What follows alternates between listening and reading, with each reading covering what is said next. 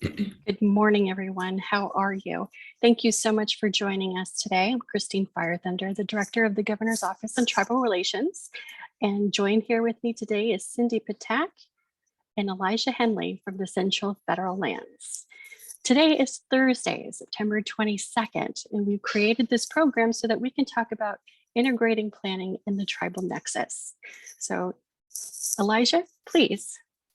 Awesome. Thank you, Christine. I really appreciate the opportunity to speak here today. And I do have a set of slides that I believe went out in advance. So I'll be going through those. And let's see here. Hopefully this works. Share. There we go. Is everyone seeing that then? Yes, sir. And I have had this problem when I'm in Teams that when I put it in slide view, it freezes for some reason, but I'm going to go ahead and put this in slide view. And so hopefully it works. So yeah, I'm really happy to be here today. And I am going to go through one of the big initiatives that Federal Highways is doing nationwide, and I'm a big part of that, and that's the integrated planning. And I put together quite a bit of information today. And I just want to say that what I hope in this is going through it, I really meant it to be more a resource of a bunch of information. So definitely encourage interactive discussion. If there's any questions or comments, please go ahead and just interject them as we go. And having good conversation about all this information is better than making it all the way through the slide deck, in my opinion. So I think I timed it to be about an hour's worth of material that I could get through. It's about 30 slides, but like I said, if we get really good conversation going in certain portions, we don't have to run through everything. So just say that. So informal conversation is kind of the format.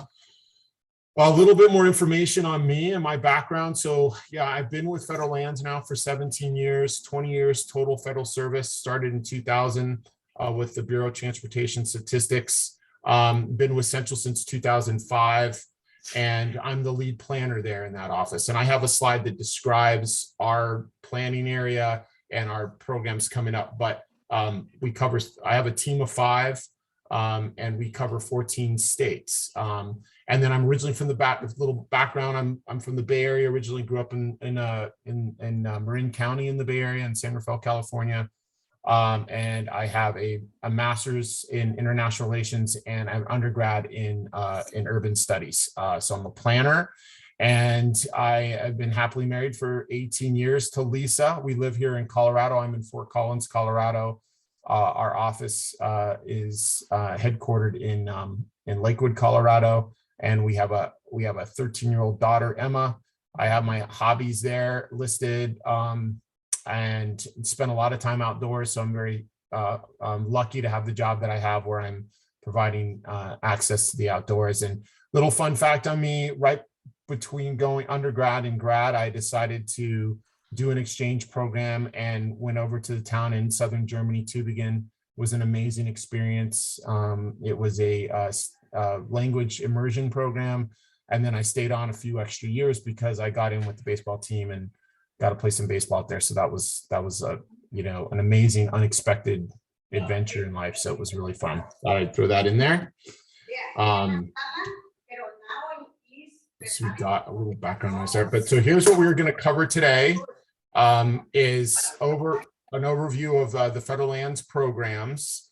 And one of the things that I was really excited about having the opportunity to speak today and be part of this session is that we had a pretty extensive planning effort in Arizona. And for a variety of reasons, in terms of being able to scale what we were doing, we kind of had to put a pause and stop before the project could be done. And that was a Southwest collaborative long-range plan. So I'm going to talk a little bit about what we learned about there. We did quite an extensive amount of planning. During that effort, it was kind of between 2015 and 17. One of the things that we're missing when I was going back and reviewing all my material from those days was that we never really did fully engage with tribes at the time to the extent we wanted to. So I'm really excited to have this opportunity to re-engage in Arizona and to be talking to you all today. So we'll go over that previous planning effort, and then talk a little bit now about what we've transitioned to kind of a more scalable model for what we were trying to do in terms of improving interagency coordination. That's the integrated planning. So going from CLRTPs to integrated planning, really walk through what those differences are. And then throughout the slides and throughout the presentation, really thinking through and being conscious when I was putting this together is, where are those opportunities for tribal engagement? And, and I listed those out kind of as themes, kind of both short-term and long-term planning. I would say there's opportunities and we should be looking for those. And really a lot of what integrated planning comes down to is trying to work through a process to get to projects of mutual interest. So really what we want to try to do in this effort is to understand where there's an overlap between needs and priorities, and hopefully in finding those, then there's opportunities where we can partner, there's opportunities where we can leverage funding or expand the scope of projects because there's more funding on the table and the like. And then at the end of the presentation, I've put together some slides. One of the things that I work quite a bit on now is innovative finance. In this world we live in, meeting our transportation needs based on the existing funding, particularly at the federal level, is becoming increasingly more limited and the needs greater. So really the need to think innovative about different ways to generate revenue, partner, leverage funding programs, leverage funding across programs, all of those things I think are critical in terms of the needs that we identify in the planning process of increasing our ability to meet them. So that's kind of the kind of rounding out the presentation, so to speak, on that note. So this is then an overview of the Federal Lands Highway Division. As I indicated, I'm with Central Federal Lands, and you can see CFL there. We've got the country broken up so you can see our division boundaries. And so Arizona is part of our division, and it includes all the way out, all the Southwest, all the Rocky Mountain states, and Texas, and Hawaii in there. So it's quite a challenge for a team of 5, as you can imagine, to try to run around and keep up with all the things going on in these areas. So one of the things that I probably want to emphasize is the importance of us really trying to serve as a facilitator role, but recognizing we can't be everywhere, is try to get some processes in place in each state so that the collaboration and coordination and consultation can be synced up so that needs can be better met. That's really what we're trying to do. But another thing to understand about federal lands is this part of federal highways, where the bulk of federal highways and the bulk of federal money is then allocated out to the states and locals to meet the needs of the national highway system. Our programs then are allocated out to the federal agencies, and we, Federal Lands Highway Division, serve as their DOT. So we're the last part of federal highways is still functions as a DOT, full service, cradle to grave, planning, environment, engineering services, acquisitions, construction oversight. So we really do all of those functions very much like a state DOT on behalf of those federal agencies. And you can see our we just redid this, our vision and mission. So a safe, reliable, equitable, and resilient transportation system for all users accessing federal and tribal lands. And our mission is we deliver innovative and context-sensitive transportation solutions in alignment with our partners' missions and values. So that's what we're here to do, and we function as a full-service DOT.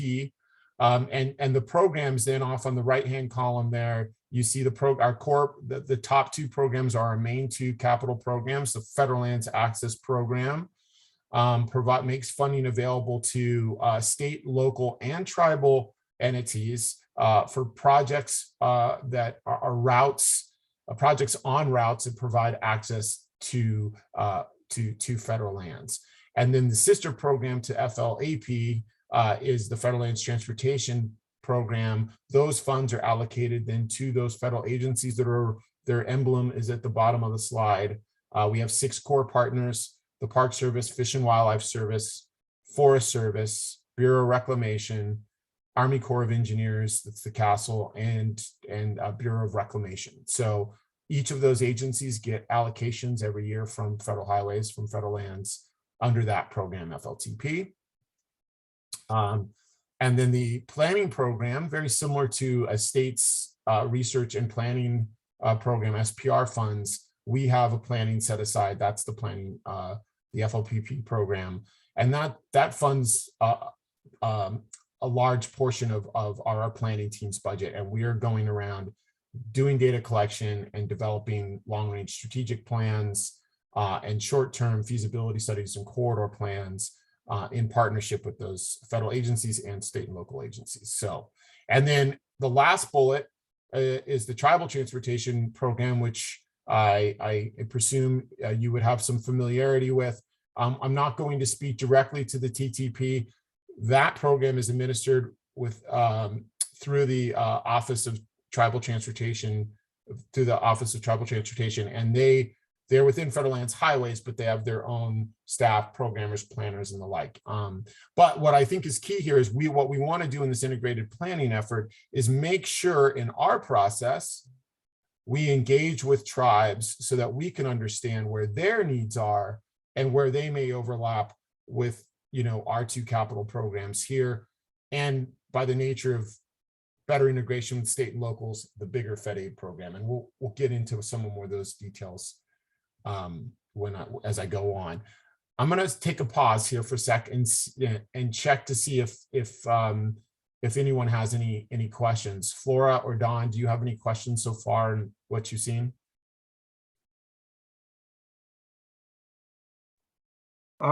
This is Don. I don't really have any question, but yeah, I just wondered though. I guess it is kind of a question. Go ahead. As far as Manuel Sanchez, do you coordinate with him as well, or have you been on any of this? So Manuel, as if I'm not mistaken, is in the Tribal Transportation Office, right? Yeah, he is. Well, so not on any regular basis, Don. The main point of contact for me over there is Misty Klon. She's what I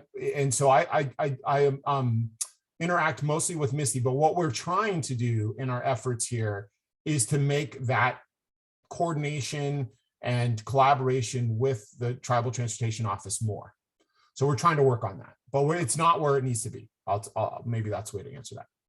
Okay, and then related to that, you just sent an email with regards to the invite you sent to Romero, truly also out of Federal Highways, but he's the Arizona division. Nothing. Have you done any? Have you had any communication with him? I have, Don. Yes, okay. But very preliminary. So coincidentally, before Cindy reached out to me for this opportunity, they had reached out to me as it relates to ADOT and their update of their long-range plan. So we started to have a conversation about integrated planning probably a couple months ago. And so as part of this effort, I informed the division office I'd be presenting. I reached out to Ramir and sent him the information, these slides, as well as a copy of the Innovative Finance for Planners briefing book that I'm going to talk about a little later. So I'm starting that conversation, that coordination. Okay, that helps. I appreciate that. Thank you. Mm-hmm. Yep. Okay. Flora, did you have something you wanted to ask? Right. No, I don't. Thank you. Okay. Hey, Elijah? Yeah, go ahead. Since we have two guests, may I ask Dawn and Flora to introduce themselves and the organization that they represent? Good. Okay. Yeah. Yeah, so and this is Don Sneed. I work with the Arizona Department of Transportation out of Multimodal Planning Division there, and I work as a Tribal Planning Program Manager and a Tribal Liaison for ADOT. We also have another person that works in the same capacity as I do. Her name is Paula Brown. She has been focused on working with tribes in the northern region of Arizona, and of course I'm doing working with the tribes in the southern region. And so we work on whether it's planning projects or tribal liaison types of tasks that come in to our office. So we're pretty much department wide, and we work with all the the various divisions, districts, agencies, and offices within ADA on tribal issues. Thank you. Oh yeah, thanks for that too, Dot. So I just sent you an email. And then Christine just connected. I just saw it. So we just had a back and forth email. So that's good to connect the dots there. So yeah, I appreciate that.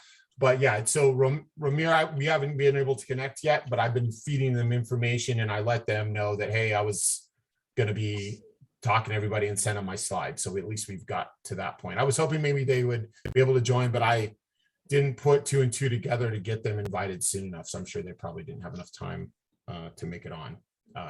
You know, Ed Stillings is the other planner in the office too. I reached out to both of them. Hello, Elijah. Yes. This is Ed. I got on about 5 minutes late.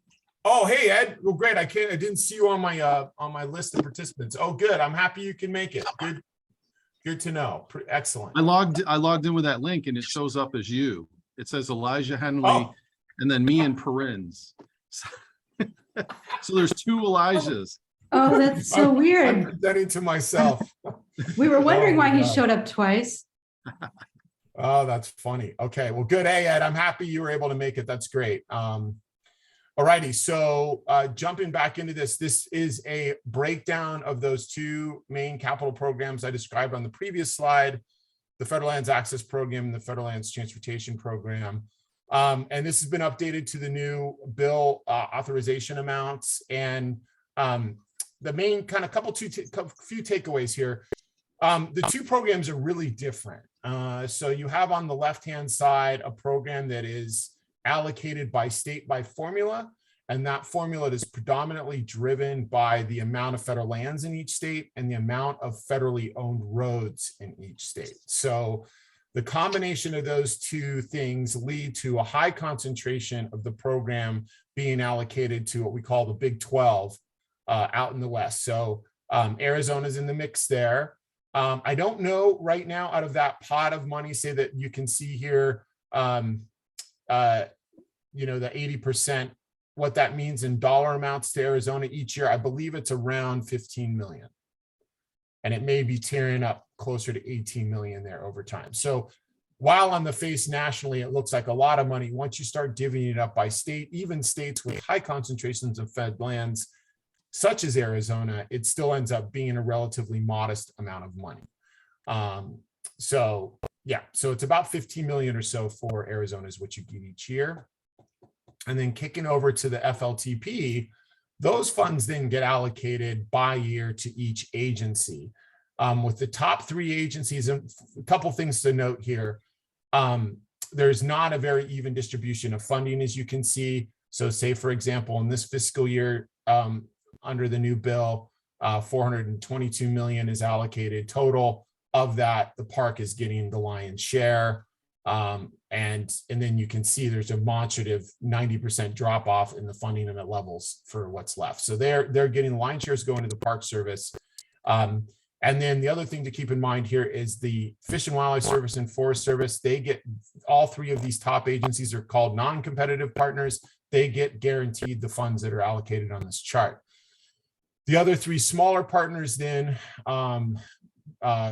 BLM, Army Corps, and Bureau of Reclamation, we have a process where they get funding for guaranteed funding for 2 years, and then they have to submit to us an investment plan, and then there may be some modest variation or adjustment based on those investment plans. But you can see for those agencies there, they then are getting a portion of about 30 million a year.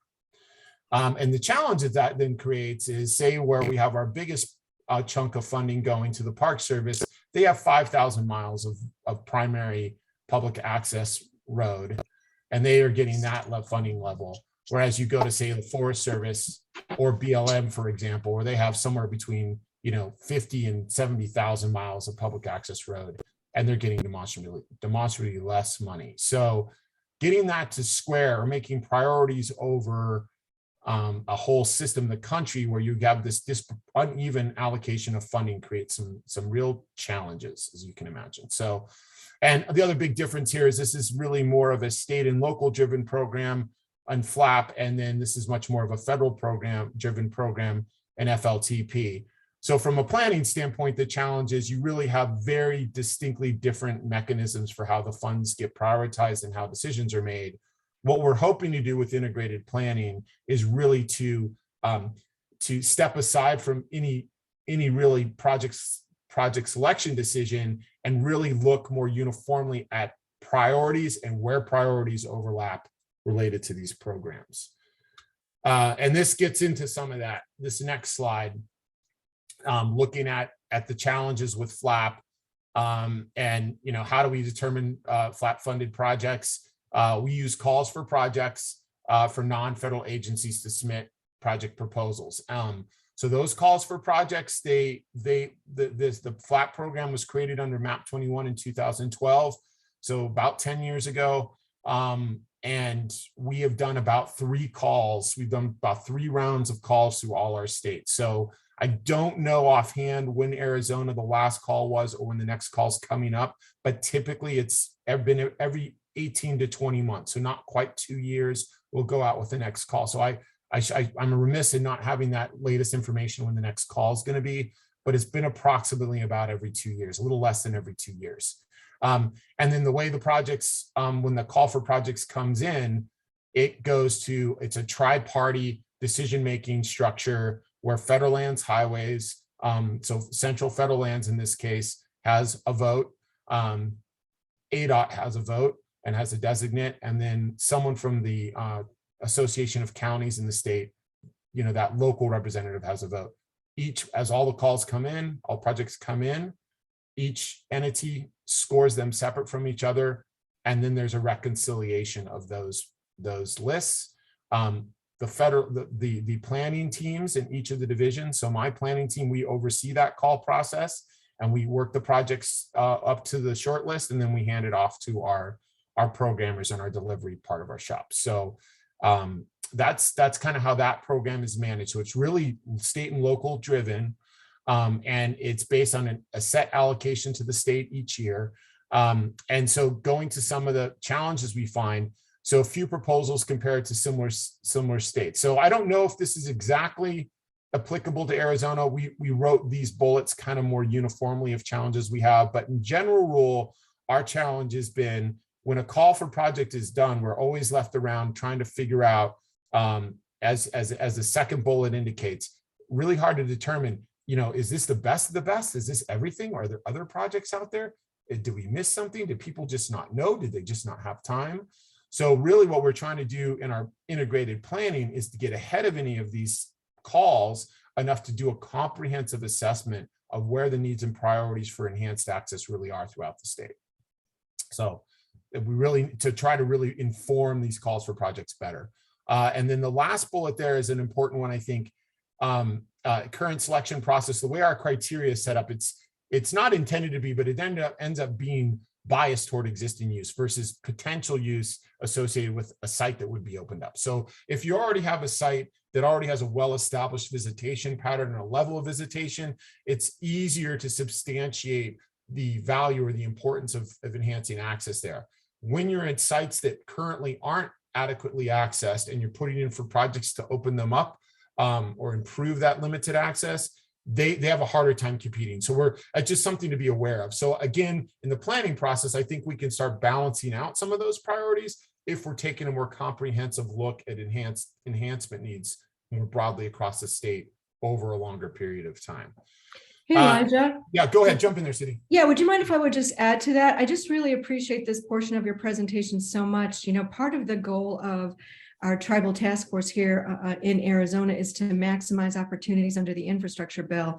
And as you mentioned, Arizona is a large portion of the state of Arizona is under the public domain. When we add tribally owned lands, a significant portion of the state there's just a significant chunk of the state is under federal and tribal ownership. So it just becomes so much more important that we kind of look at, we kind of think collectively and more holistically at what the overarching issues are, and that not only just partnering in terms of economies of scale, but given the scarce resources, that we can actually tribes can partner with federal lands on some huge transportation corridors and leverage those scant resources, right? We know if we're looking at some of these national programs, tribes are not really waived from the 20% match. And I don't know if you want to really go a little bit dabble into the use of Chapter 2 funds for federal matching requirements.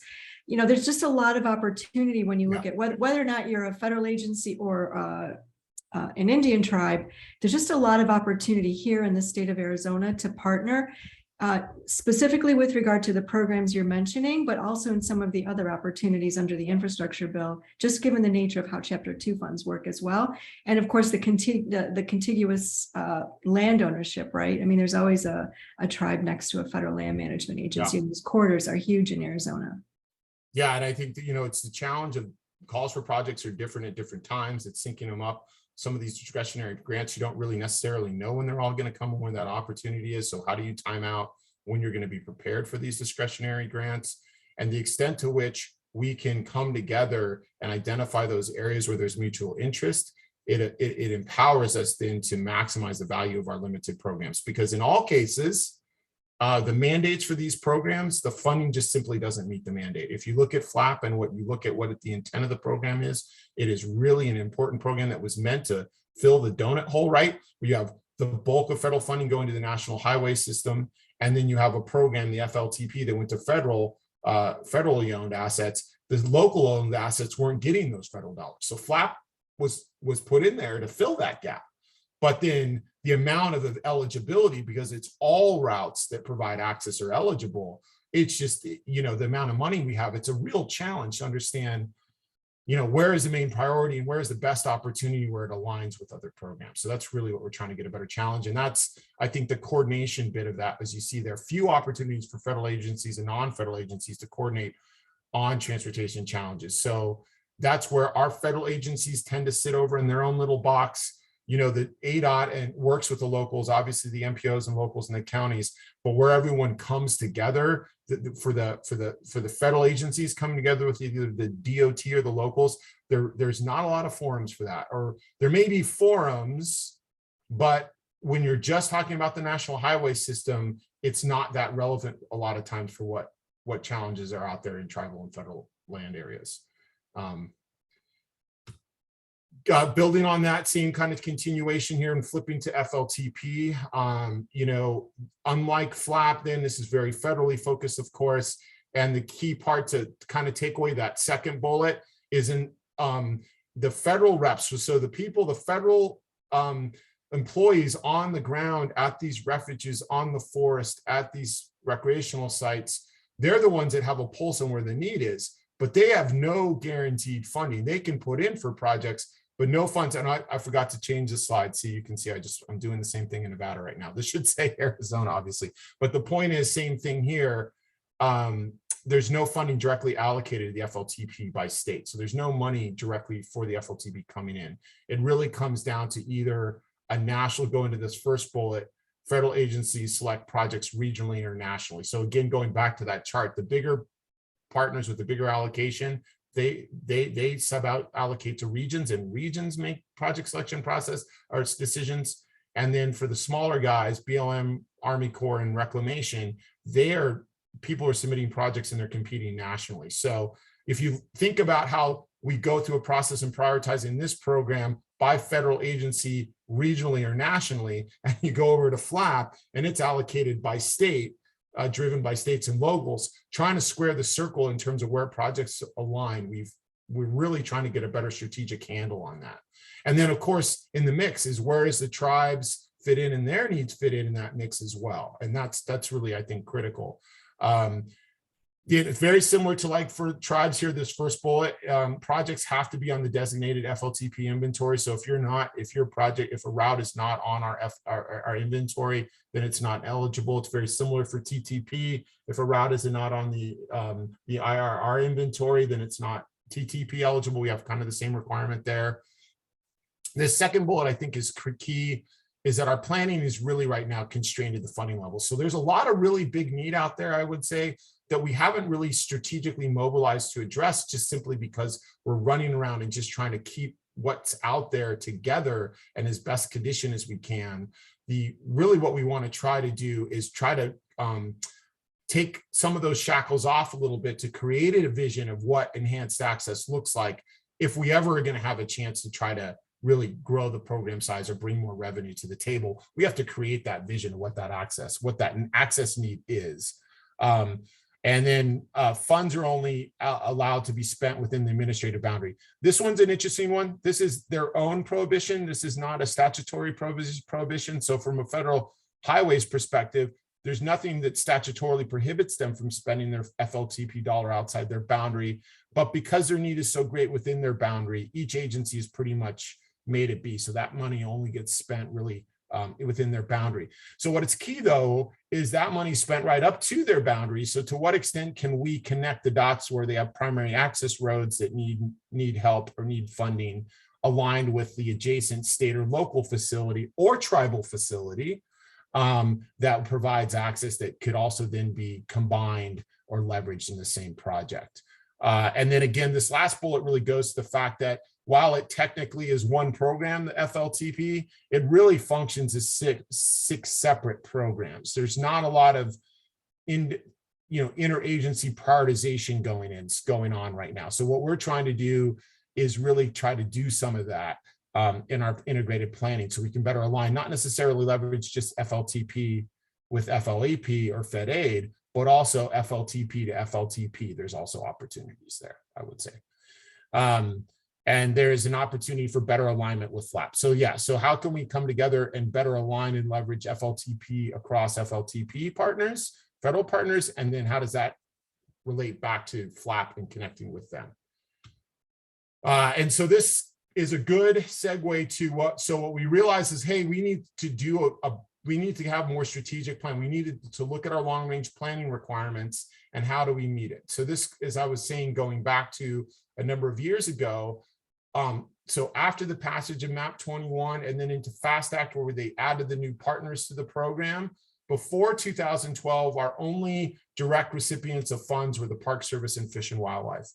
In 2012, it expanded to six, the six that I showed you at the beginning of the presentation. So at that time, we were like, well, we need to really have a better integrated planning process. So the idea here with this collaborative long-range plan was we would create a consolidated federal long-range plan for each state. That was kind of the idea. And so we went around and we did quite a bit of partner outreach and stakeholder outreach over those 2 years across the state of Arizona. I'm going to get to in a second and show you the results of that effort. But what ended up happening is the implications of managing then statutorily required long-range planning documents in each state for the size of capital programs that we have, as I showed you for the smaller partners. We just realized that it was too much of an investment and it would take too much time to manage what would be somewhere. You wouldn't need a consolidated plan in each state per se, but you probably need somewhere on the scale of 30 of them. And it just ended up being something that was just too big. So that's kind of some of the feedback we got. It was a great opportunity for interagency partnering. So going back to the challenges that I just showed you, both on FLAP and FLTP, the CLRTP effort was a great opportunity to convene everybody, the DOT, the counties, tribes, the federal agencies all around, and then build awareness about those two capital programs, FLTP and FLAP. So that went really well. And then that last piece, identification of shared needs. So we worked through a workshopping process of a way to capture these needs. And that was really beneficial, and people really appreciated that, until you've identified tangibly where the project needs are, it's hard to really talk about what you're coming together around the table to coordinate on. So we really needed to try to get to projects. And so we worked out a process that we've now subsequently continued to refine for doing that. It's been quite successful. And then, in identifying those shared needs, some of those potential funding leverage opportunities become more apparent. And so those were the kind of positive side. Going on the negative side, it was really taking too long. The implication of how long it took to convene all these meetings and to develop these plans was becoming, both taking too long, costing too much money. And there again, the key part there is the third bullet. The more than the money and the time, it was really that we were now in the business of creating parallel requirements. Now we were setting up our own standalone long-range plans when it was really like, wait a second, the state and local agencies have invested over decades, hundreds of millions, if not billions of dollars in their planning process. Why would we try to stand up our own process? So I think that was really the driver of like, why we discontinued the CLRTPs is like, we shouldn't be creating all these new requirements. We should be looking at established processes and how we can plug into it. And again, that last bullet there is, why would we stand up this whole parallel planning process for capital programs that really are so small? So coming out of all that background, and that's why it's been 5 years since I've really been active in Arizona, is because we've went back to the drawing board. We kind of try to develop, then we came up with this a new approach. And this is what this slide shows is the CLRTP model versus this integrated planning, this new multi-agency planning approach. So what you see here is all these red blocks with the arrows are things we're not doing or what we changed, and the green sign is the same. So what's key in all of this was what drives this at the end of the day is the federal land management agencies, their role has not changed. They established their priorities and needs. So very similar to how, Ed over in our state division office, right? You're not dictating to ADOT or the MPOs or the COGs what their priorities are or what their needs are, right? You're just making sure there's a process by which those are being established. And so that's similar on our side. We defer to the federal agencies for, in both CLRTPs and integrated planning, they're really saying, hey, these are what our priorities are. Everything else around that starts to change. So going back up to our role at Federal Lands Highways, during the CLRTPs, we are trying to actually physically develop our own long-range plans that we were going to maintain for each state, physical plans.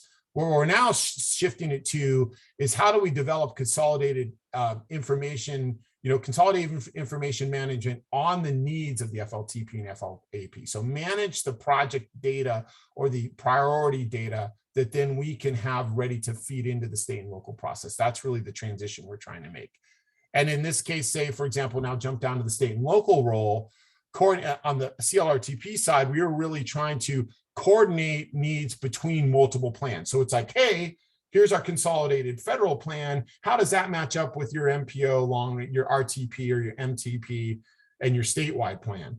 And this model, what we're doing is include those needs in your plan. So let's just break down the need for us to have separate plans and incorporate our needs directly in the state and local plan. So that's really what we're driving toward. And then from a data management standpoint, it's setting up and gearing up our systems designed to feed consolidated plans. So we'd have a data system, and performance measures and all that stuff would be driven by maintaining our plans on a 5-year cycle as required. Now we're shifting to let's have a data management designed to feed FLMA data national that align with their national. In this case, we've actually, I would say, since the last time I've updated this, we've made the decision where really there probably is no longer going to be regional long-range plans on the federal land side. Each of those 6 agencies will have a national plan, a high-level policy plan, and we're going to more rely on this integrated planning effort. And so this planning tier will go away. So what we really are talking about is how do we having data management in place to feed information as it gets updated or as projects get developed and moved along, that align with the priorities of the federal agencies, but are fed to the state and locals. And then this last piece, which was one we never got a good handle on, honestly, in all the years, was us trying to stand up public involvement and stakeholder outreach over, in a lot of cases, say for like the National Park Service that prioritizes your money by region. We were doing these regional LRTPs, 8-state region, Montana down to Texas, trying to do public involvement over 8 states concurrently really never took form. How you do it meaningfully was just a challenge we never could quite, a circle we could never square.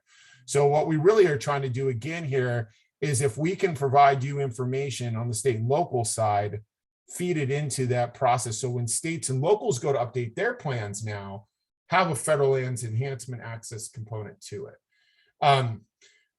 What you'll also be seeing here missing is how do tribes fit into this? And that's the part I think really is there's an opportunity to work out, because obviously what we didn't want to do is we recognize there's a very well-established, Don and your efforts, and Paula, right? You guys as liaisons, you have a formal consultation process, ADOT, in place in each state. So we really want to complement that. So how this works with federal agencies and improve coordinations with state and locals related to your established tribal consultation process, that's something that we need to work through. That part we haven't really quite worked our way through. So just want to, Yeah, emphasize the other part of that, Elijah, too, getting back to the infrastructure bill itself, I mean, that there's a requirement to develop a pipeline of projects, right? And Yes. in order to do that well, what we're really talking about is either comprehensive planning, some type of long-range transportation planning, at the tribe's option, right? Maybe transportation is an element of a larger comprehensive plan. Transportation can include a whole lot of other things. But at the end of the day, any type of planning effort, regardless of who's initiating it, is really charged with bringing all the folks to the table, right? And we talked about the table a lot, right? When you're looking at integrative solutions and partnering and collaboration, it really all starts in that planning process. And as soon as a tribe or a federal land management agency or a state agency identifies their neighbors, that's really when the communication is key. So this type of planning is very specific and it's very important, but also just because we're here with a tribal audience as well.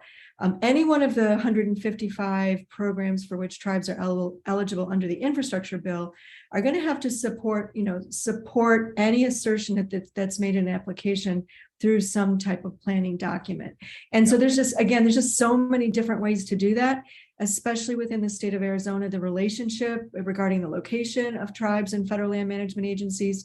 One of the things that we noted in Arizona is inability to really know how to make contact with our federal partners, right? It's, And- exactly. yes. Yeah, and it seems like an easy one, that one.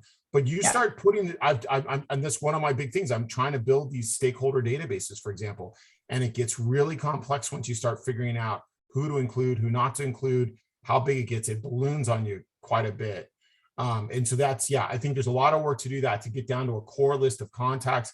Anyways, the tribal coordination, the tribal engagement as it relates to integrated planning is something that we do need to work on and work out that process a little more clearly, or where those engagement points and those opportunities are there.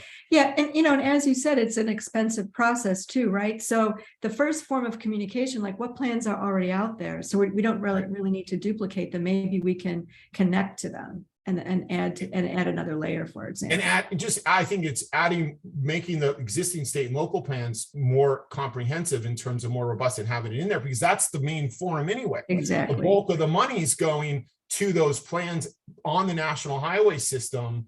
The tribal program, the federal programs, those need and they feed off that main system, right? So they really should be planned together in unison within that process. And it's really designed to be that way. That's the way the statute really says it. It really goes out there and says, hey, anyone getting money out of the trust fund, coordinate.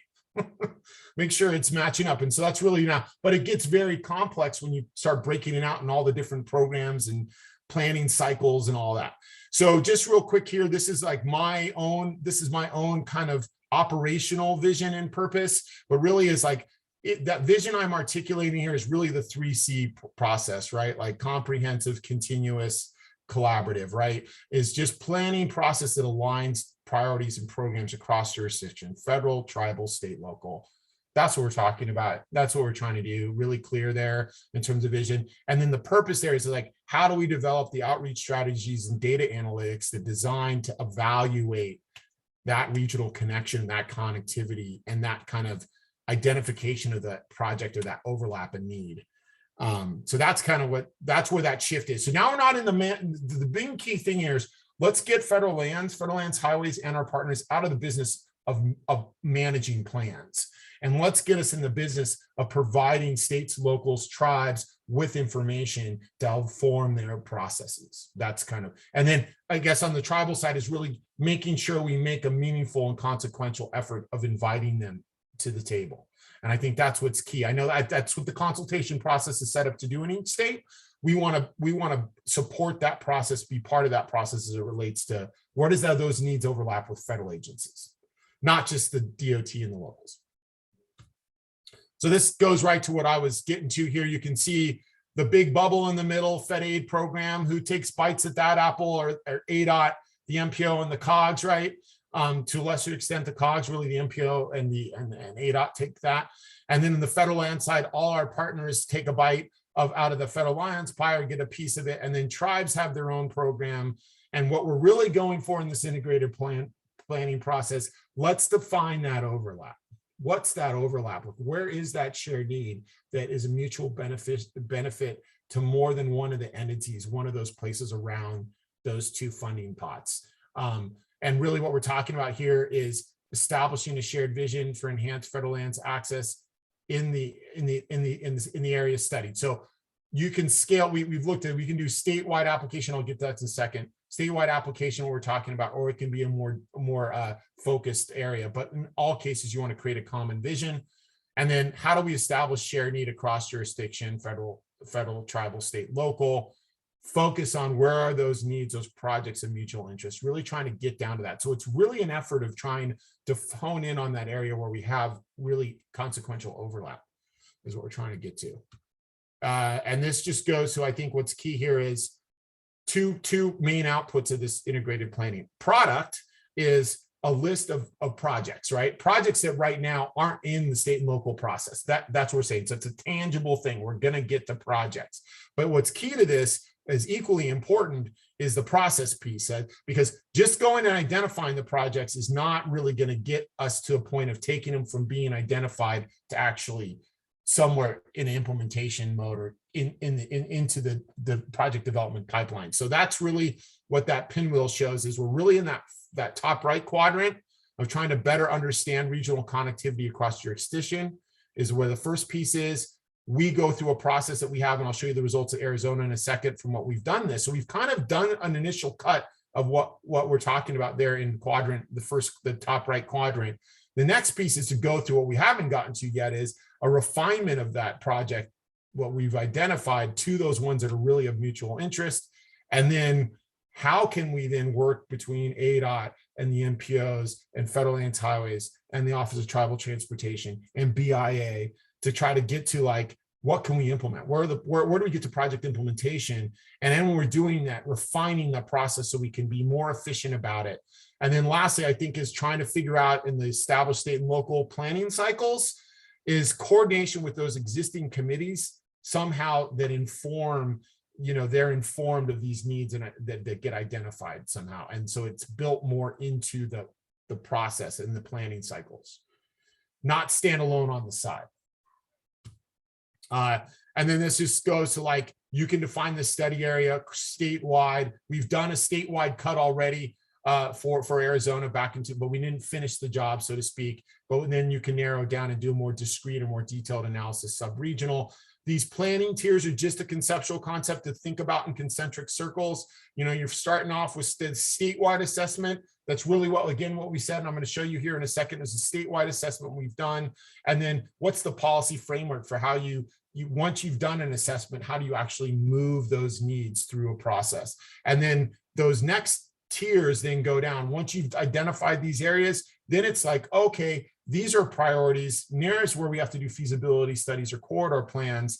And then in the third tier, a lot of times on the federal side, really just helping them align with their transportation priorities are, so that they can then better engage with exterior partners. So that's kind of the tiers. These tiers are not sequential or independent. They're kind of, the way to think about it is you're working on all three of these levels concurrently, is maybe a way to think about it.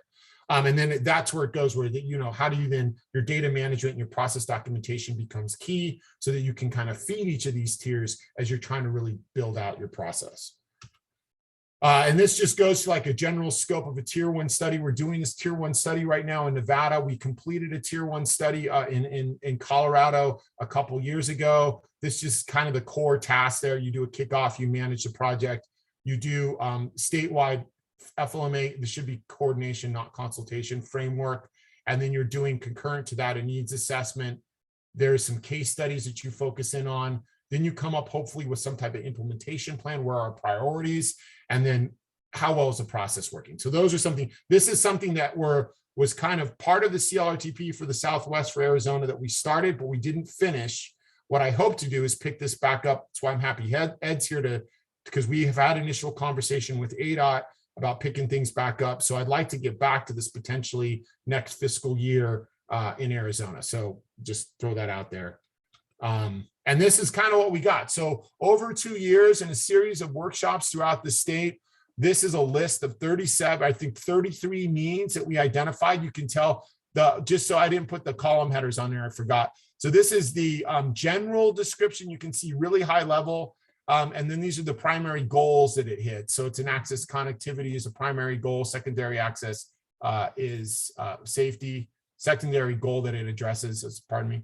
And so you can go through this whole list of all these, and what the next thing shows, then that's those same needs located. So this is what we came up with all the enhancement needs going back now 5 years that we identified for the project. So really, we've done a really good first cut of a statewide needs assessment for Arizona. So we're in pretty good shape. Here's some considerations as we move to like tier 2, that delving down to the next phase of planning for the state is first off, one thing I realized when I went through the list, we never wholly connected with tribes. So we have not collected needs for the tribes yet. So that would be one thing that's missing here, and that tier 1 level broad needs assessment in terms of need. And then this goes back to the process piece here. All federal and tribal access enhancement needs should be incorporated in the state and local planning process. This does not happen overnight. This does not happen over one planning cycle. The idea would be, let's dust off what we did thus far, update it, package it into some type of, final plan. But the idea would be that plan and the information in it and the way we put it together would be designed to feed ADOT when they update their plan. Then, the two big MPOs when they update their plan, coordinate with the COGS and provide them information, so that we wouldn't then have this plan that we have to maintain, ADOT or federal lands or whoever. We would do the plan, finalize more what we started, right, and finish it, but set it up in a way that it could be fed into the state and local process. That would be what we would like to strive for. And then of the tier 1 needs, so once you've gone through what we never got to this part of the tier 1 needs, once we've added tribal needs as appropriate or needed, we need to go through some type of a prioritization. What are those highest priorities? Not all of this is equal. So what are the highest priorities? And then, and then of those highest priorities, who are your primary stakeholders? That's the next phase of planning we need to figure out. And then once the needs have been prioritized and stakeholders identified, fund those corridor plans or those, feasibility studies in those areas that take these high level needs and flush them out to more discrete and specific costed out projects. And that's what you get here is you get your discrete projects through that next step down phase of planning, that tier 2, tier 3 planning. And then hopefully in that process, as we're working through and building the coalitions and the partnerships in that process, the result of the studies, the corridor plans, feasibility studies are projects that are ready for implementation, something that is ready. Like it gets to what you were saying, Cindy, about let's build up a shelf for those things that when a discretionary grant comes around, you've done the planning. And that's actually another level, whereas a lot of those grants require shovel readiness. So I think in one of the areas where maybe we're not talking about in this tier 2, tier 3 category, maybe it's talking about coming around the table and figuring out a way to build some shelf on projects that we know we don't necessarily have money for in FLTP or FOAP or Fed aid, but would be great grant candidates for infra, for mega, for rural, for NEVI, for, go down the list, right? Yeah, National, again, right? to your point too, a lot of those programs are so, the dollar amounts are so large, and there is no waiver for tribes with regard to the match, right? And so there's an opportunity right there. When you're looking at what could that project look like, you determine, number one, who's the applicant, who's the lead, right?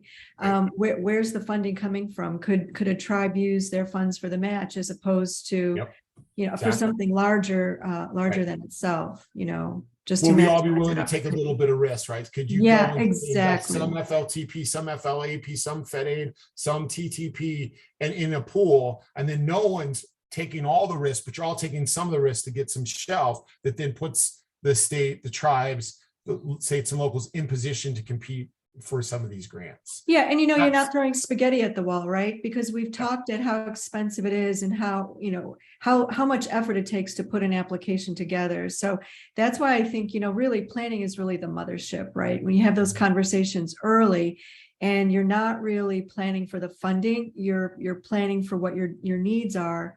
And your needs are, based on what you and your partners, and then are very selective in what you go for. And again, that's how you're handling the risk as well. Right. And it's in the planning process. You build that trust, you build those coalitions, right? So that's what you need to do. So here, the rest of my presentation, I'm looking, and I apologize. I think I waffled on a little too long, in the sense that I only made it about halfway through my presentation, because then the whole idea, the way I set this thing up was, hey, here's our core programs. Here's a challenge with the core programs. Here's some supplemental programs. So I'm not going to even I'm just going to flash these up. Transportation alternatives, I think, is a huge. Oh, go ahead, Cindy. Do you have a? Well, I was just going to say, we have Don on the line, basically. Now we have Ed as well. This Yeah. session is being recorded. So I think we've got a couple of options here based on everybody's availability. We could just keep I it have going. time. I Okay. have time. Okay. But so I can keep going past, but I want to respect everyone's time if people do have to drop off. Yeah, and maybe Don, if you do have to jump off, you can click on the recording at your next lunch hour to pick up the other half of it. But it'd be great if you could stay. But I do think, since we are recording it as a resource to rolling. everyone, yeah, it would be if you have the time. I have the time too, Christine. If you have to leave, I'm more than happy to stay on the line as well.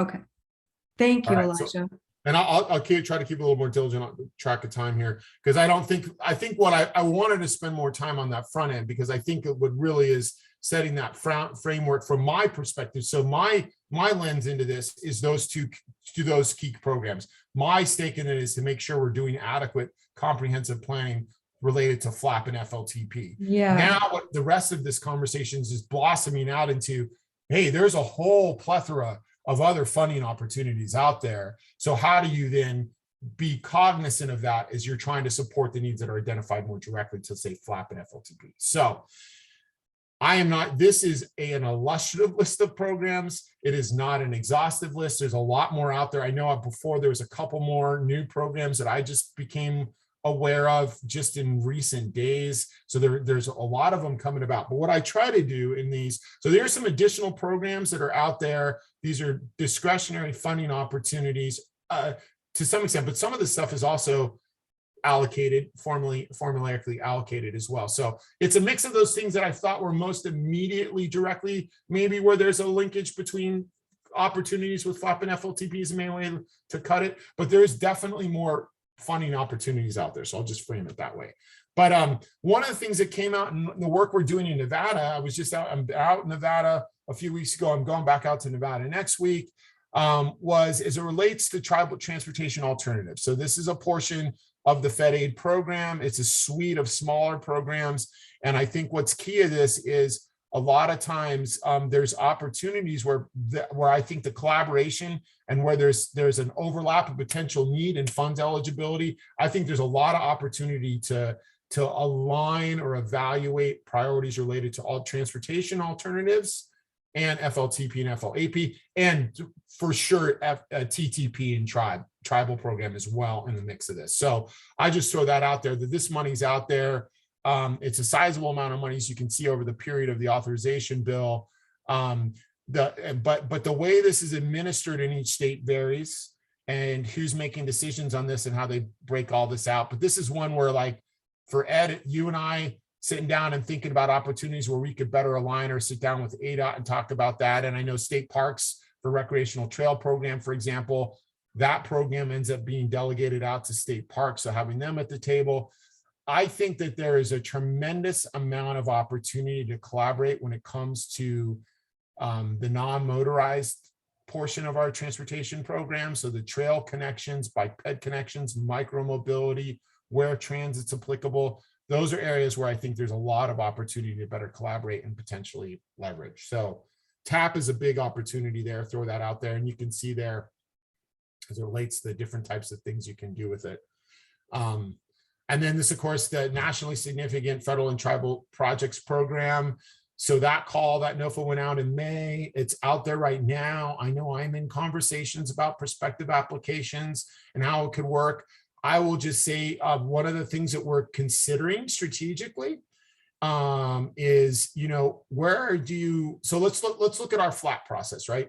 That's the FLAP program for federal lands is the area where we have the greatest amount of direct oversight, say, or flexibility or control. And so but a lot of our program sites are really so small, we can't meet all the need. And one of our goals is always is there options where we can, fund a portion of a bunch of projects instead of putting all our money on one or two projects. We're always looking for those opportunities. So what that's led to in our application process, we are really flexible when we evaluate an application of if we don't have a money just from the pure cost of it to fund all the projects, we're looking for opportunities where we can fund portions of it. So there is an opportunity. We're still working through this. It's very preliminary, so I want to caveat this. There's no final decisions being made on this. But say, for example, we have a project in Texas where, you know, one applicant in the county, they're putting in for FLAP. It's about a $10 million job. We only get $3 million per year in FLAP for Texas. So the conversation came up with nationally significant because they require shovel readiness. Hey, would FLAP, if they can't afford to fund the whole package to get construction funded, would they fund design and compliance out of this application to better position that coalition in their nationally significant projects? So they could now tick the box for shovel readiness. And the preliminary glance, there's nothing that prohibits us, and that's something we're exploring. So this is just an example of like, if the shovel readiness for this program is the challenge. Getting stuff shovel ready is where what's the plan and where can we come together to get things shovel ready, I think is what we should be talking about. Hey, so can I ask you this question, Elijah? Because one of the conversations we have regarding the infrastructure bill as opposed to previous bills are the definition or the use of the term shovel worthy as opposed to shovel ready. Have you talked about that distinction at all, or from your perspective? I have not in recent times, you know, and what brought this to me, it seemed like when someone sent me the requirements, it looked like shovel worthiness. It looked like it was really pushing towards shovel readiness. And that's a good question, Cindy. Like, I don't know how much flexibility there is between the worthiness and readiness. I'm not clear. I don't know what. That's a question. I'm going to be meeting with our headquarters, because our headquarters in federal lands, it meets with that. So Jeff and that's a question I'm going to have for Jeff Mann next week. Okay. Well, you know, I feel that is such an important distinction. And if there was actually a definition for that, we would really love to know that, because I feel we could have an entire discussion about shovel worthiness versus shovel readiness, because I know that there were some drawbacks in that term under ARA or ARPA, for example.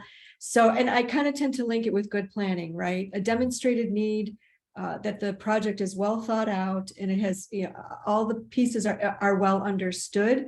We're moving more toward worthiness, but again, yeah. And also the idea that every NOFO is specific, right? So there are guardrails to every definition, but each and every NOFO it's its own policy document, right? So it's so important to read what those kinds of terms might mean in context of very specific programs. And so like if when you talk to Jeff, for example, it's specific to federal lands, that would be good to know too.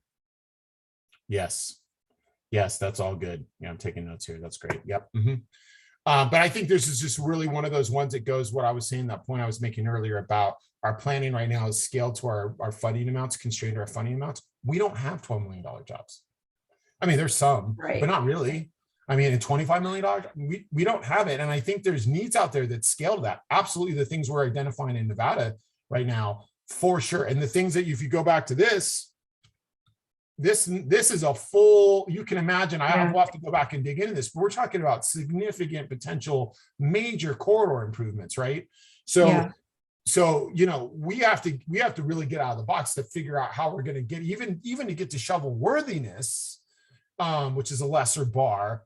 We don't have the planning right now for that. Right. And then there's like the dig once concept, right? So we're looking at things like broadband and other types of infrastructure where there's an economy of scale by looking at everything, you know, as part of a whole. Yeah. And I'd almost put it like this EJA is a shift to this move. Like they made this big effort with these discretionary grant programs. I almost think they're forecasting that in the future. Like, I think you're going to start to see a lot of the increases more in that form of discretionary spending instead of formulaically allocated. So it's almost in my mind, like, I almost feel like we kind of aren't prepared enough even to take advantage to the extent we need to under EJA. It's almost like, let's get going now, because this is the future, so that when the next opportunities really come down the pike, like this, if you don't already have this ship's already kind of sailed for this one, right? I mean, unless you're already ready, we almost need to just make this as like, hey, we need to be ready for the next time. Well, and Elijah, you raised such a good point, which is why it's not a coincidence that you're here and we're speaking about planning, because it is the human instinct to just go for it, right? But what we have been really speaking to here in Arizona is, yes, everything is coming out now.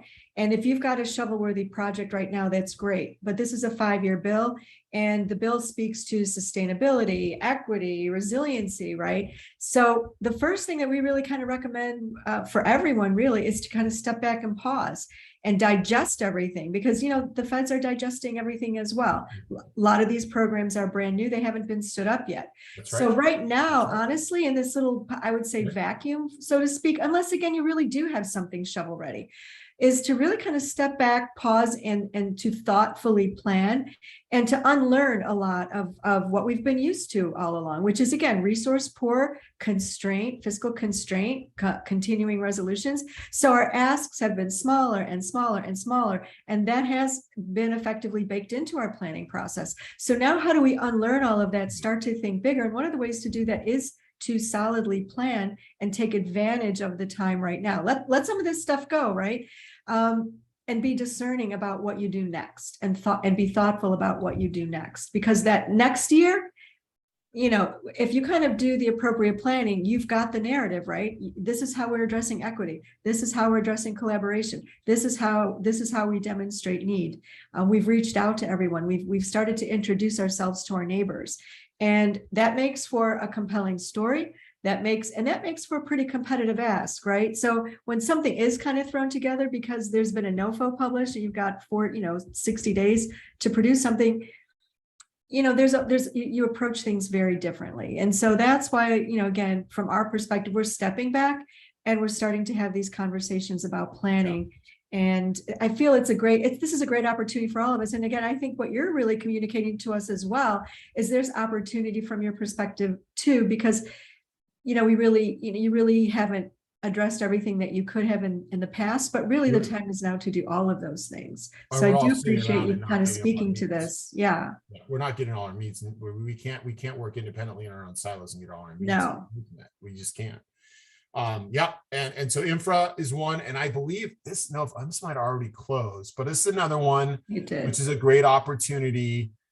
Just throwing it out there. But again, like, to me, like, this is the thing, what I'm saying is like, the thing with this is like, if we're strategic about it, you can have a package of need that is ready to go, that could be infra eligible, that is also nationally significant eligible, or a variety of other things. So in building shelf for these things, you're strategically positioning yourself, not independently one thing to another, but you concurrently then are positioning yourself to compete for multiple funding opportunities, depending on how they come together. So this is just another dimension of things. I think the difference that I see mostly, like, say, when you go from nationally significant to this one, the minimum grant size goes down, right? Where like the other one, the minimum grant size is 12 million. All of a sudden, that's easier to get to a $5 million job, than a $12 million job. So those kind of things.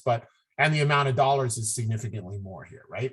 So like, we should be looking, what is that plan for infra? And it makes reference, like, I haven't even had time to go dig out mega or rural and what those program dimensions look like. It's looking like they combined it. Is that what they say in here? So, like I said, I've been scrambling to keep up with it all. Yeah. And then I kind of think they decide where the best fit could be. Yeah. Right. But I don't think this is all $8 billion call. I think what they're doing for this NOFO is for a portion of that, right? They're not doing it for all 8 million now, right? No, I don't think so. Yeah. Right. So I think over the 5 years. Yeah. Yeah. So I like this NOFA right now that's getting closer. If it's not already closed, I think it may have already closed. I'm not sure.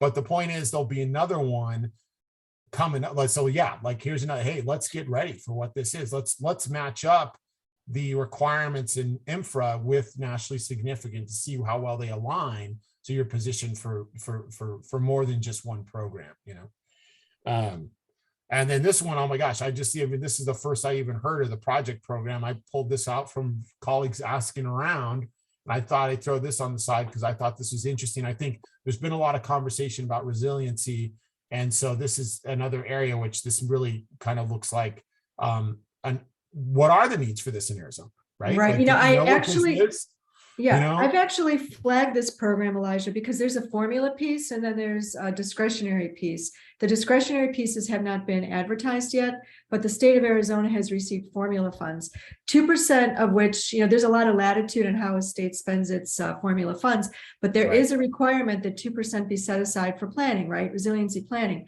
And obviously, every application, the infrastructure bill has to speak to those things. So I actually was wondering from you, how some of, like we said, we don't want to invent another process, right? But because so much of the land is covered by federal land management agencies, and Arizona with the forest fires and flooding, so much of the problem areas or project boundaries include federal lands. And this is an opportunity, for example, for a federal land management agency to apply for those funds with a partner, right? With the state agency as a partner, because they're otherwise not eligible. So when you have a huge swath of the state of Arizona that is effectively a project boundary, we're talking about in northern Arizona, US 89, right? That's constantly flooded.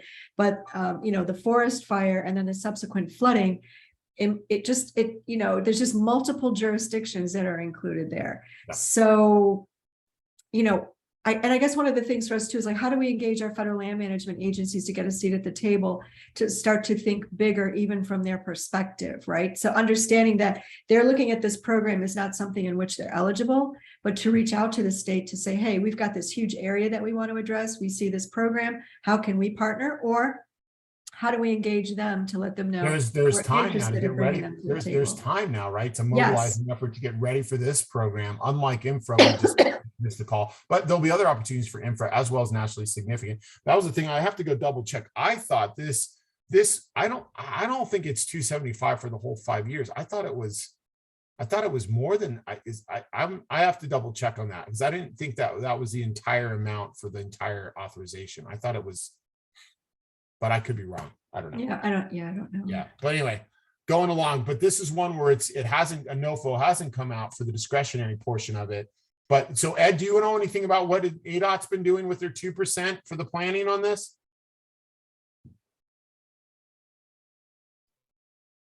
I think this is one of those ones that's lagging. Yeah.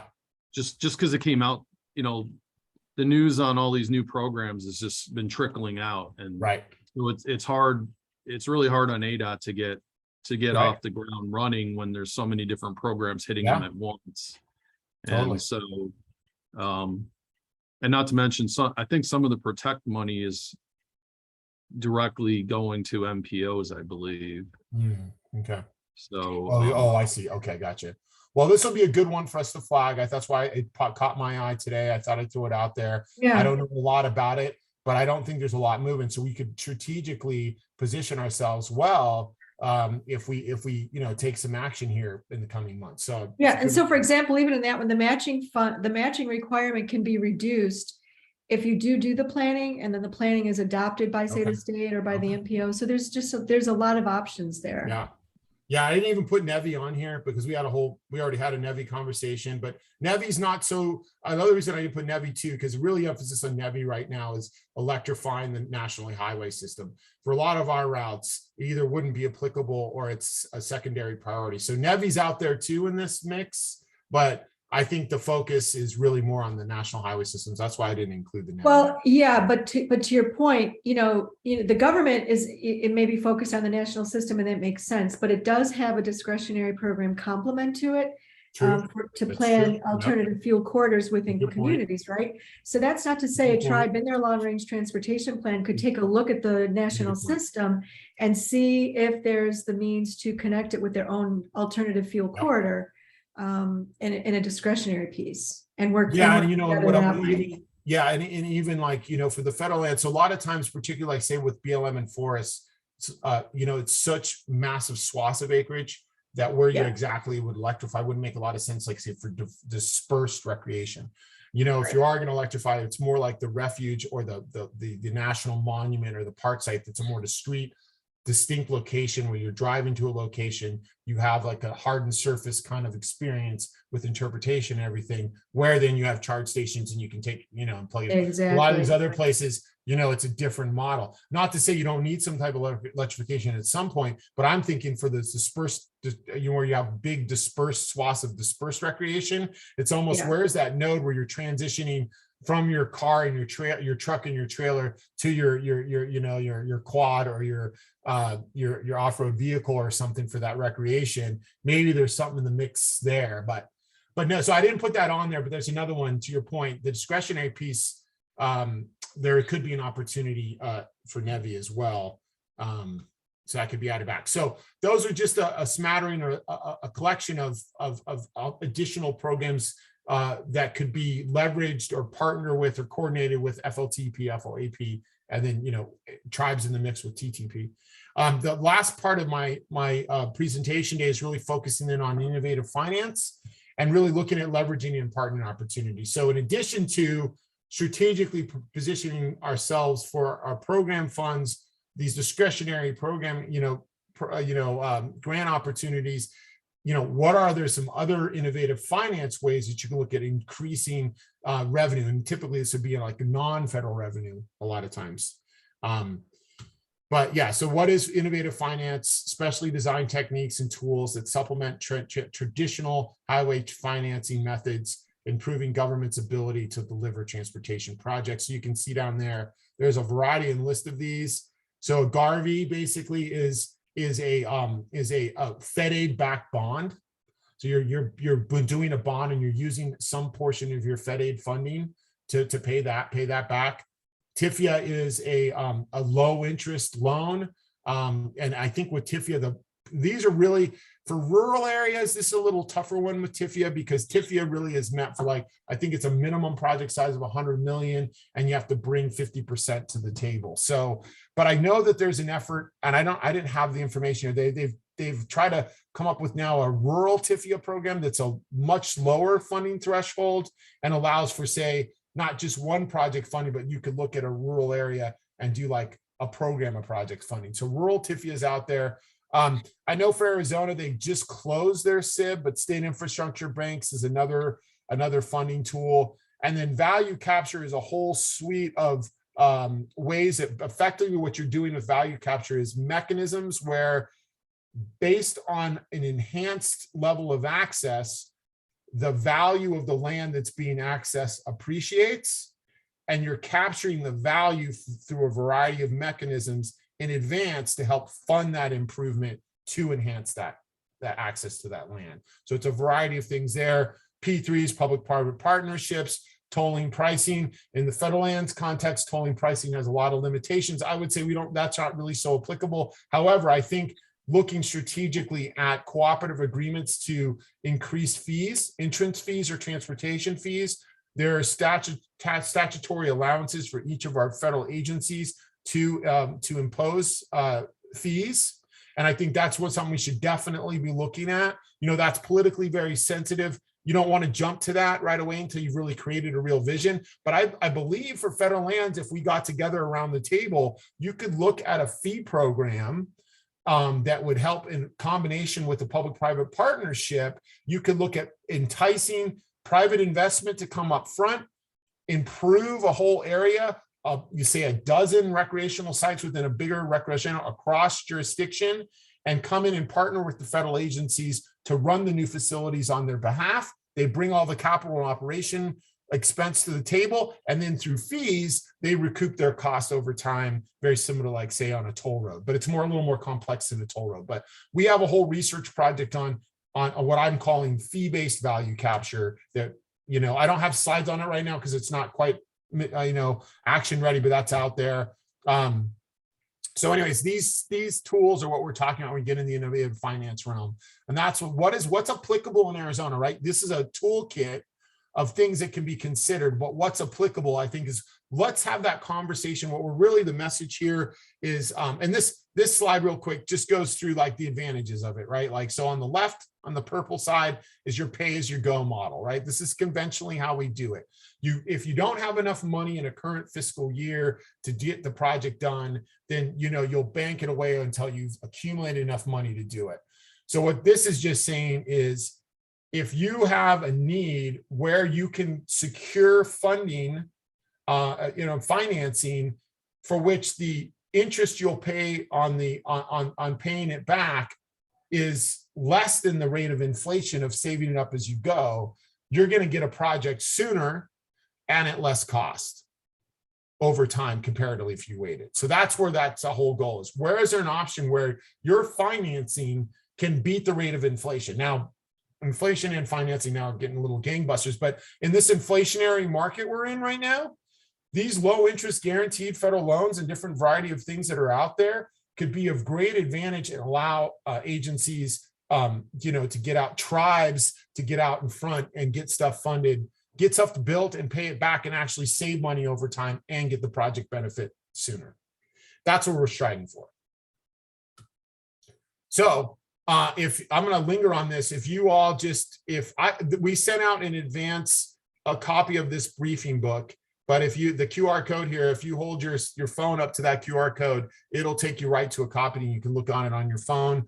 There's also a link on this. But so one of the things we developed here is a briefing book. And again, there's a broader book through the Office of Planning on Transportation, the process briefing book.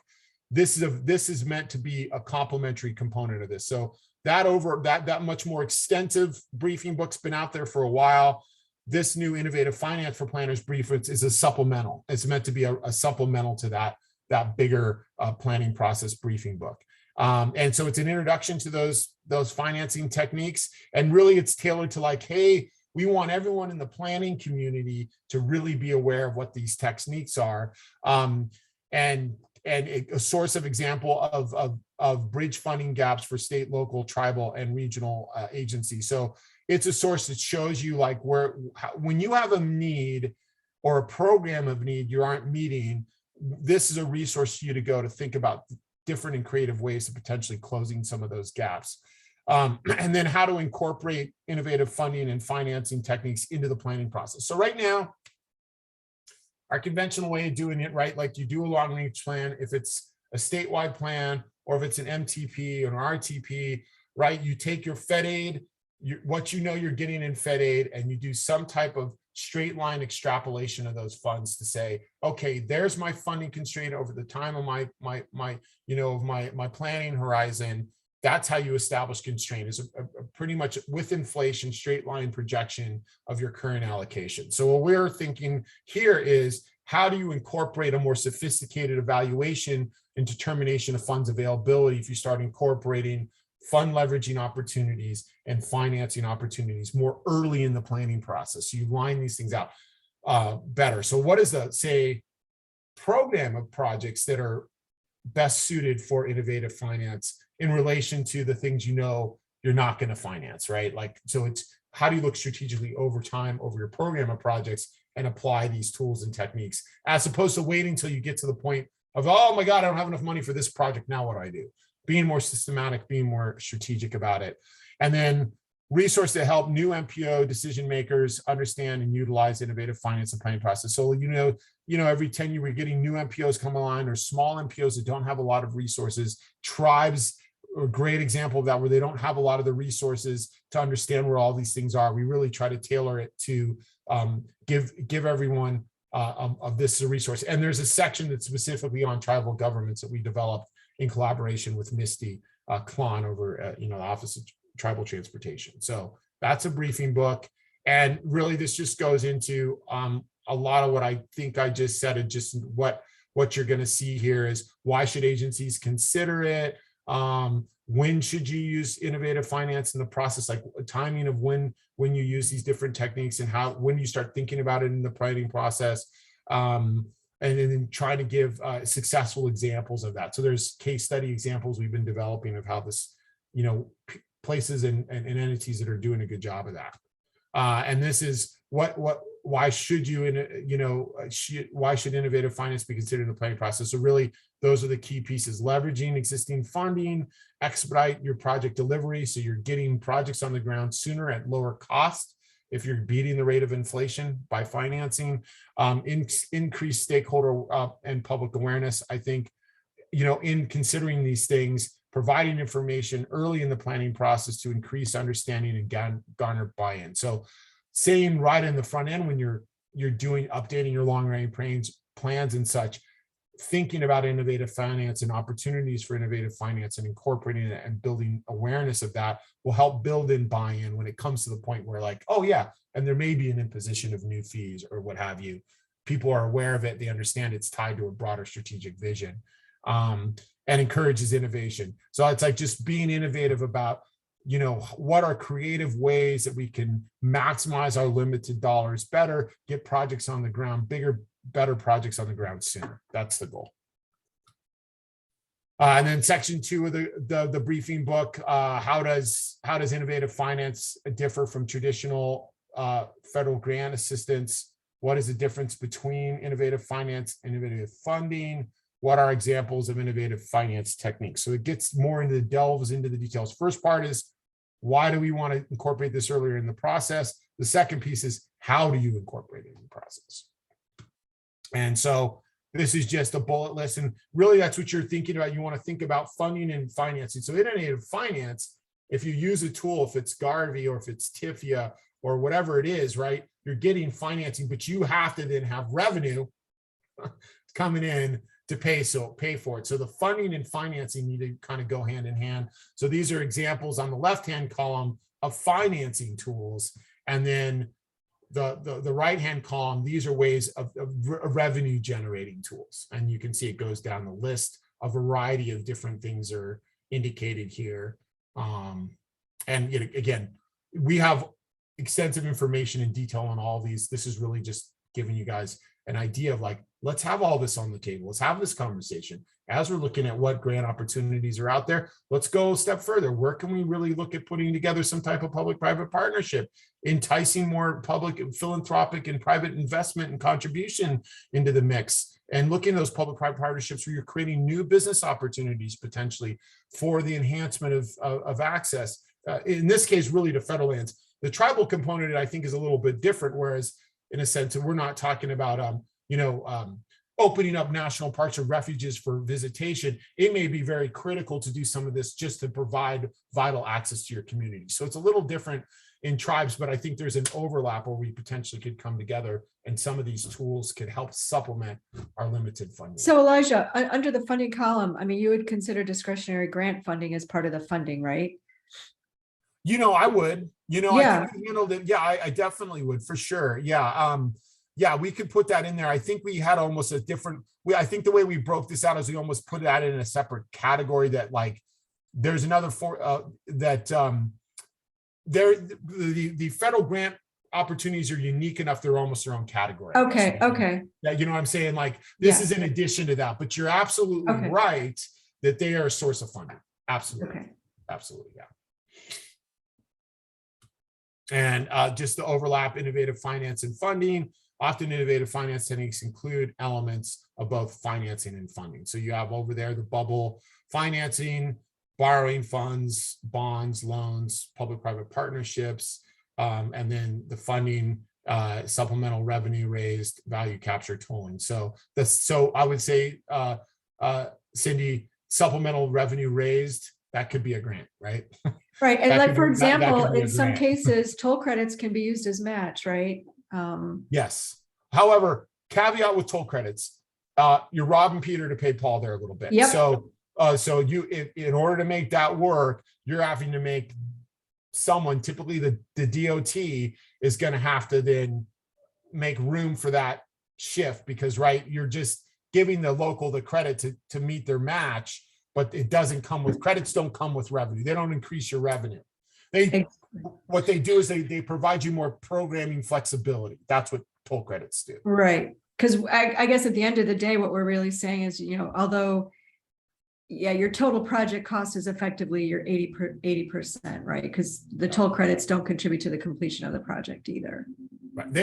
They allow you to say, yes, they allow you to say, give you flexibility and move forward a project for which there may not be the local match available. Now you have the flexibility. It's a high enough priority. You now have the programming flexibility to move it forward. You're just going to have to make a choice because you're either going to have to delay or cancel something in order to make up that funding. Yes. shortfall. Yes. Okay. Okay. Yeah. And that's it. So now I know that slide deck is an hour and that's 90 minutes. That's a 90-minute slide deck. Now I know that. Not a 60-minute slide deck. That's a 90-minute slide deck. That's good, Elijah. Don is with ADOT. He's one of our tribal liaisons. So I think, we've been talking about a Train the Trainer series for folks. I feel Don got a good dose of that today. So, and also again, because we're recording it, I think people can also they'll have make a themselves record of it. available. Yeah. We'll make sure folks know Yeah. how long they need to see the whole thing. So I can't thank you enough for your time. Yeah. Yeah, no, I'm really happy to, like I said, the opportunity. And I think definitely some follow-up, right? Like, I think, Ed, it'd be good. Romir wasn't able to make it today. I'm starting to give you guys more a heads up here, but it would be good to have a follow-up meeting with ADOT because they're in the process of updating their long-range plan right now, right? That's true. And yeah, I was thinking that there are several other people that I think we need to include in that discussion as well to make them aware of what you're focusing in on. So I was going to respond to your email and provide that information. So whenever there's a future discussion, they can be involved in that. We really need their input into this. And, I would just like to reinforce the relationship with the tribal task force, right? Again, this tribal task force is kind of a parallel track to the Arizona Governor's Office of Infrastructure, a task force at both levels, right? So we want to be value added as well. So Christine, with her in her position of the director of the Governor's Office of Tribal Relations, can contribute, help facilitate any of this, and help us work with tribes more one-on-one to really provide them the technical assistance and to help them build capacity to maximize those dollars, those partnerships and collaborations. Please consider us a partner as well. Yeah. So, I think next steps, I think there's a follow-up meeting that we should have with, you guys and then ADOT and the liaisons and the division office just to lay out so for what I have, we don't have anything on the books right now to do a study similar to what I'm doing, a statewide study now in Nevada. I don't know if we necessarily need to do that anyway, because I think we got the ball far enough down the field with the CLRTP that maybe we just think about what the right next step is in terms of workshopping or data consolidation or data exchange that it's appropriate. And that's where I'm not, and I know in Arizona, outside of your two big MPOs in the rural areas, the COGs, for example, have to be they're an important piece of this too. So at some point, engaging with COGs, I think is key in picking back things up. I know they did what was that big meeting we went to that I went to, and Ed, what do they do every year? They do a big meeting, don't they? What do they call that? Where all the COGs across the state, the rural planning conference, right? Every year. Rural Transportation Summit? Your Rural Transportation Summit. We participated. We just had it last week. Of course. Okay, I'll see you next year. There's always next year. Yeah. There's also the quarterly COG and MPO planners meeting.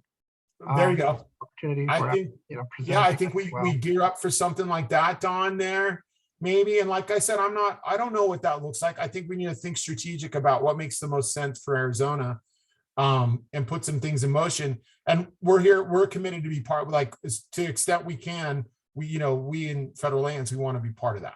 Yeah, and I would invite anyone who's listening to this recording at some point in the future. We're also open for ideas and to reach out to us directly too if you have any ideas as well. Yeah. Great. Okay.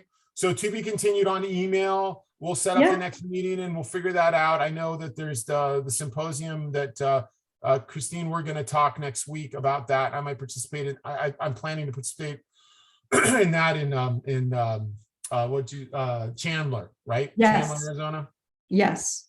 Yeah, she's following up on that as well. They'll follow up on that. So Ed, that week, and Don, I'll be out there for that event on the 3rd of November, which is a Thursday. Maybe there's an opportunity there to do some in-person stuff in addition to that symposium, because I'll be out there. So just throw that out there as a possibility. Something to plan for. Okay, so if there are no other questions, Don, I would leave it open to you. Do you have any other questions or suggestions? If not, I think we can close it out for today. Well, yeah, I really don't have anything at this point. That was a lot of information. A lot of it's new to me. So I'd like to take a look at the presentation one more time, the recording, and then also, as I said, I'll outreach to Elijah with those contact information for the other. Beautiful. individuals. That's great, Don, and I'm here to help. There's a ton more information on what we did on the planning effort back, the collaborative LRTP2. That's a tip of the iceberg that's in the slides. And that, So I have a that lot just more reminded information. me, I did have a question. I don't know if you have that right off the bat, but I was just wondering who you had been working with back then when you initiated that. It was Carla Glendenning. Carla. It was Carla at the time. I don't remember Carla, but I know Carla. she's now moved on. Glendenning? Glendenning, You're yeah. talking about Charla. Charlotte, I'm sorry. Charlotte Glendenning, yes. Yeah, she has moved on. And so her replacement, actually, we did not fill her position. And so that goes then to Clem Legaki, who's our manager in planning. He would be the contact replacing Charla. Oh, He was that's one good of the to ones know. I was going to refer you to as far as providing his contact information. That would be great. So Ed, real quick, who did I meet with a few months ago and we touched base on someone from ADOT? Who was that? I'm gonna guess it was Jason James. It was Jason James. So it's Okay. Jason. Okay, yeah. Jason's running the long range transportation plan update. And he also, he kind of oversees the P2P, the planning to programming Planning the programming. I process think that yeah. uploads into the 5-year state plan and then up into the STIP. So, Okay. All right. so Jason should be involved in Yes. conversations. And I'll say we definitely got to have Romero looped in, Mhm. Yep. Yeah. both as the other planner in the office, but also he's our tribal Link. Yep. person that so he wears the multiple hats, and not to mention Yeah. I'm transitioning out, so Was that mean what? Retirement transitioning out? Is that what that means? yeah, what does that mean, I'm into my final 9 months here. Oh my wow. God. I didn't realize that. Ed. Oh, that's exciting. Good for you. That's awesome. Yeah, but I've been keeping it kind of under the Keeping it under the radar. I know it's A kind of little bit. weird because it's always like the thing. It's almost like a weird, like it's not a death, but it's like retirement parties are kind of like a memorial service. You get to go into your own memorial service a little bit. But anyway, but no, Ed, we should do the download then. That's good that we're reconnecting now. That's great. Before, good, that would be good to in the transition. yeah, and we need to get you hooked into this long range plan. Yeah. I know there's like an internal meeting next week with like all the ADOT folks. Gotcha. Well, Well, I think Don, go back and talk I to- think they're going to start to do that stakeholder part where we got MPOs and so I'm sure that's all going to be part of the conversation. So and really, I think the message here is like what we're talking about is long term. So it's like I defer to you, Don and James. And who was the other guy you said the name that was Charla's replacement? Clem Legaki. Clem. Oh yeah, Clem. So Clem was on there too. So Clem was on when we met with James. So yeah, go back and talk to Clem and James, share my slides, and you guys think through where you're at, and then like I'll wait for you guys to reach back out when you get a sense of what fits into your current schedule and what you're trying to accomplish, how this all fits in, and we'll go from there. Yeah, there was one other individual, Cornor Carr, Dr. Cornor Carr. He oversees the ADOT grant coordination program. Perfect. He's the one where notifications come in when agencies or governments are applying for these various programs that you were referencing. Right. And he will inform them of if there's any possibility of ADOT coordinating and providing support to those projects. So that was the other person. And what I'll do on my end is I'm building my budget. So I'm just going to build in some capacity for Arizona as a placeholder until we fill in the contours of what exactly level of effort and what the focus is going to be. Once you guys have a little bit more time to digest the information you got today. Right. Yeah. Okay. Yeah. And then, obviously Christine and Cindy will keep you in the loop accordingly. Yeah. when we have a better sense of what that is or what that looks like in terms of my coordinated role with what ADOT's, their update and that. That would be wonderful. I really appreciate that, Elijah. Yeah. Yeah. Hey, give Jeff my regards, a big hello to him. He's the first person to hire me in Fedlands. In my I first know. I boss. used to work with Jeff every day, all Yeah, the time for years, and now I barely ever talk to Jeff. I So something know. came up where I got to talk to Jeff, and I missed him, so I'll be getting. It's been ages since I've connected. But I will say a big hello for you. Always good to have him in the room. I loved his sense Yes, of humor. he's a good guy. Yeah. Yeah. Yep. Okay. All Thank right. you all. To be Thanks. continued. Stay tuned for our next session in office hours. But for now, for today, thank everyone for coming, and take care, everyone. Bye. Take care. See you. Thanks. See you guys.